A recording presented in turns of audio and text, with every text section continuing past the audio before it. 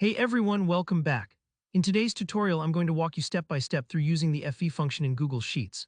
By the end of this video, you'll know exactly how to calculate the future value of an investment, perfect for running what-if scenarios and visualizing how your money can grow over time.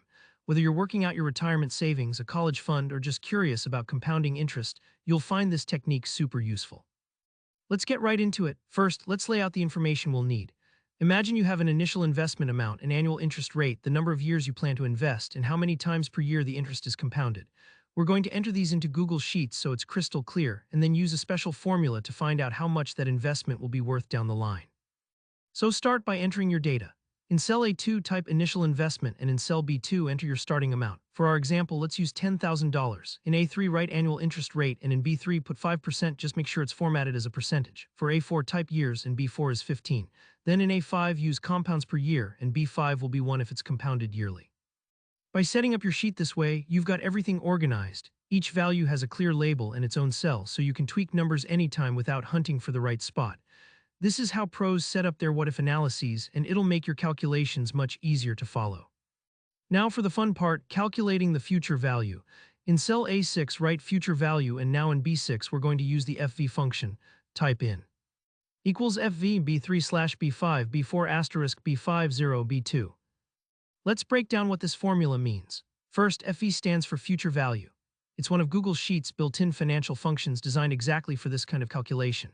The first bit, B3 divided by B5, finds the interest rate per compounding period. Because B3 is annual and B5 is the number of compounding periods per year, dividing them ensures the formula works whether you're compounding yearly, quarterly, or monthly. The next section, B4 times B5, tells Google Sheets the total number of times the money will compound over the whole investment period. For example, in our setup with 15 years and 1 compound per year, it works out to 15 total periods. If you're curious or want to model different scenarios, you could try changing B5 to 12 for monthly compounding and see how much extra growth you get. The third part is the payment amount. We're leaving it at 0 because this scenario is just about letting your initial investment grow with no extra deposits along the way. And finally, B2 is there to tell Google Sheets you're putting money in, not taking it out. The negative sign is important. Without it, the function gives you a negative result, which can be confusing. Once you hit enter, Google Sheets will do all the heavy lifting for you. You should see a result of $20,789.28. That's how your $10,000 grow at 5% yearly for 15 years, with interest compounding once every year. Pretty amazing, right? If you want to experiment further, try adjusting the initial investment, the rate, or the compounding frequency, and watch how your future value changes. That's the power of what-if analysis. You can plan smarter and see the impact of every detail.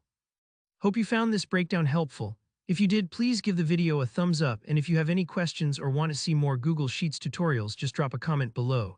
Don't forget to subscribe so you never miss a new how-to. Thanks for watching and happy calculating.